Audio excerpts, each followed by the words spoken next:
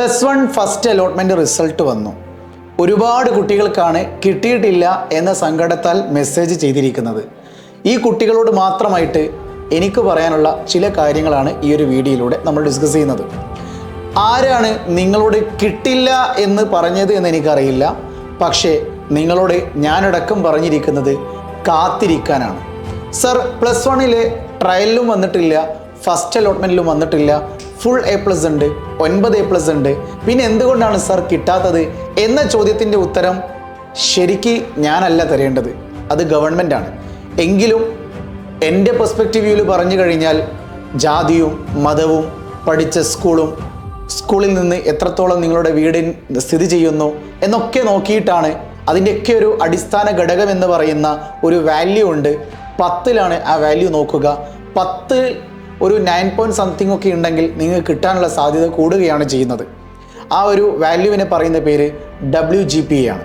ഈ WGPയുടെ അടിസ്ഥാനത്തിലാണ് നിങ്ങൾക്ക് സീറ്റ് കിട്ടുന്നത്. നിലവിൽ ഫസ്റ്റ് അലോട്ട്മെൻറ്റിലും നിങ്ങൾക്ക് കിട്ടിയിട്ടില്ലെങ്കിൽ നിങ്ങളെക്കാൾ കൂടുതൽ കുട്ടികൾക്ക് അത് കിട്ടാത്ത അവസ്ഥ ഉണ്ട് എന്ന് നിങ്ങൾ സ്വയം മനസ്സിലാക്കുക. ഇനി കിട്ടാൻ സാധ്യതയുണ്ടോ എന്ന ചോദ്യത്തിൻ്റെ ഉത്തരമാണ് ഞാനിപ്പോൾ തരുന്നത്. നിങ്ങൾ മനസ്സിലാക്കേണ്ടത് സെക്കൻഡ് അലോട്ട്മെൻറ്റിലും ഇതേപോലെ ഒരു അവസ്ഥ തുടരും. നിങ്ങൾക്ക് കിട്ടാം, കിട്ടാതിരിക്കാം. പക്ഷേ തേർഡ് അലോട്ട്മെൻറ്റിന് തീർച്ചയായിട്ടും നിങ്ങളുടെ റാങ്കും ലാസ്റ്റ് റാങ്കും തമ്മിൽ വലിയ വ്യത്യാസമുണ്ടെങ്കിലും ചിലപ്പോൾ കിട്ടാനുള്ള സാധ്യത കൂടുകയാണ് ചെയ്യുന്നത്.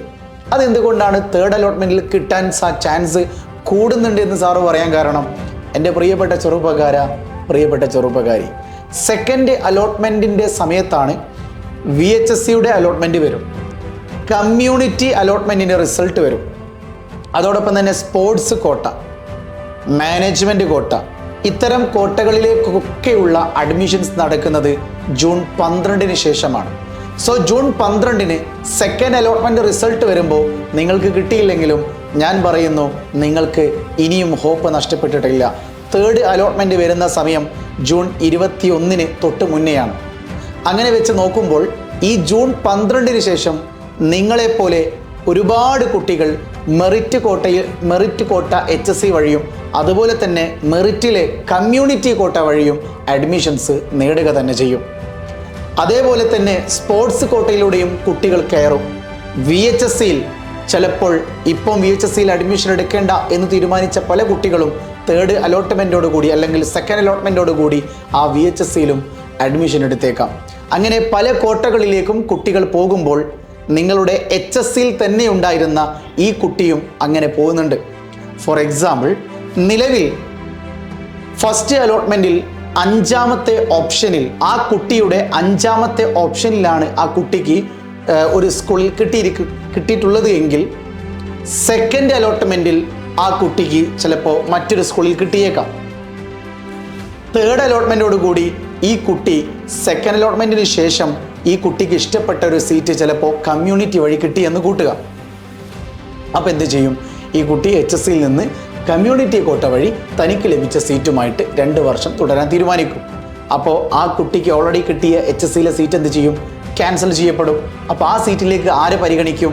നിങ്ങളെ പരിഗണിക്കും. അപ്പോൾ ചുരുക്കി പറഞ്ഞു കഴിഞ്ഞാൽ, നിലവിൽ ഫസ്റ്റ് അലോട്ട്മെൻറ്റിൽ സീറ്റ് കിട്ടിയിട്ടില്ലെങ്കിൽ പോലും നിങ്ങൾക്ക് കിട്ടില്ലേ എന്ന ചോദ്യത്തിന് MS പറയാൻ പറ്റുന്ന ഉത്തരം തേർഡ് അലോട്ട്മെൻറ്റ് വരെ നിങ്ങൾ കാത്തിരിക്കുക എന്നുള്ളതാണ്. സെക്കൻഡ് അലോട്ട്മെൻറ്റ് എന്തുകൊണ്ട് പറയുന്നില്ല? സെക്കൻഡ് അലോട്ട്മെൻറ്റ് തൊട്ടാണ് ഞാൻ ഈ പറഞ്ഞ കോട്ടകളിലേക്കുള്ള ഒരു വലിയ അഡ്മിഷൻ പ്രോസസ്സ് നടക്കുന്നത്. Sports quota, community quota, management quota, VHSCയിലൂടെയുള്ള അലോട്ട്മെൻറ്റ് സീറ്റുകൾ, ഇവകളെല്ലാം തന്നെ സെക്കൻഡ് അലോട്ട്മെൻറ്റിന് ശേഷം കുട്ടികൾ പല ഭാഗങ്ങളിലേക്ക് വ്യതിചലിക്കപ്പെടും. ആ സമയം HSCയിലെ ധാരാളം സീറ്റുകൾ അവിടെ വാക്കൻസി ലിസ്റ്റിൽ കാണുകയും ചെയ്യും. ഈ വാക്കൻസി ലിസ്റ്റിലേക്കാണ് തേർഡ് അലോട്ട്മെൻറ്റിൻ്റെ അഡ്മിഷൻ നടക്കുന്നത്. ആ തേർഡ് അലോട്ട്മെൻറ്റിലേക്ക് ഒരുപക്ഷെ നിങ്ങളുടെ റാങ്ക് എത്തിയേക്കാം. ഇനി തേർഡോടുകൂടി നിങ്ങൾക്ക് കിട്ടിയില്ലെങ്കിൽ പോലും ഉറപ്പിച്ചോളൂ, സപ്ലിമെൻ്ററി അത് കിട്ടാത്തവർക്ക് മാത്രം അപ്ലൈ ചെയ്യാനുള്ളതാണ്. തീർച്ചയായിട്ടും ഒരുപാട് ഓപ്ഷൻസുകൾ കൊടുത്തവർക്കൊക്കെ പല സ്കൂളുകളിലേക്കും കിട്ടിയേക്കാം. പക്ഷേ കുറഞ്ഞ ഓപ്ഷൻസുകൾ കൊടുത്ത് തനിക്ക് ഇഷ്ടപ്പെട്ട സ്കൂളുകൾ ഇത് മാത്രമാണെന്നും ഇതല്ലാതെ മറ്റൊരു സ്കൂളിൽ എനിക്ക് പോകാൻ കഴിയുകയില്ല എന്ന് തീരുമാനിച്ച കുട്ടികൾക്ക് അങ്ങനെ തന്നെ തീരുമാനത്തിൽ തുടരാം. നിങ്ങൾ കൊടുത്തത് തെറ്റിപ്പോയിട്ടില്ല. നിങ്ങൾ തേർഡ് അലോട്ട്മെൻറ്റ് വരെ വെയിറ്റ് ചെയ്യുക എന്താണ് MS-ന് ഈ ഒരു അവസരത്തിൽ നിങ്ങളോട് പറയാനുള്ളത്. ഇനി അവസാനമായി നിങ്ങളുടെ പ്രതീക്ഷകൾ ഒരല്പം കൂടി കൂട്ടിത്തരാൻ ഒരു കാര്യം പറയട്ടെ. തേർഡ് അലോട്ട്മെൻറ്റിൻ്റെ കാര്യങ്ങൾ മാത്രമല്ല, ഈ കേരളത്തിലെ പല സ്കൂളുകളിലും 30% സീറ്റുകൾ വർദ്ധിപ്പിച്ചിട്ടുണ്ട്. അതാർക്കുള്ളതാണ്? അത് നിങ്ങൾക്കുള്ളതാണ്.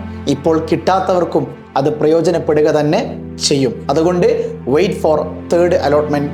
നമുക്ക് വീണ്ടും കണ്ടുമുട്ടാം. It's me MS solutions. ഇനി എന്തിന് വേറെ സൊല്യൂഷൻസ്. ബൈ.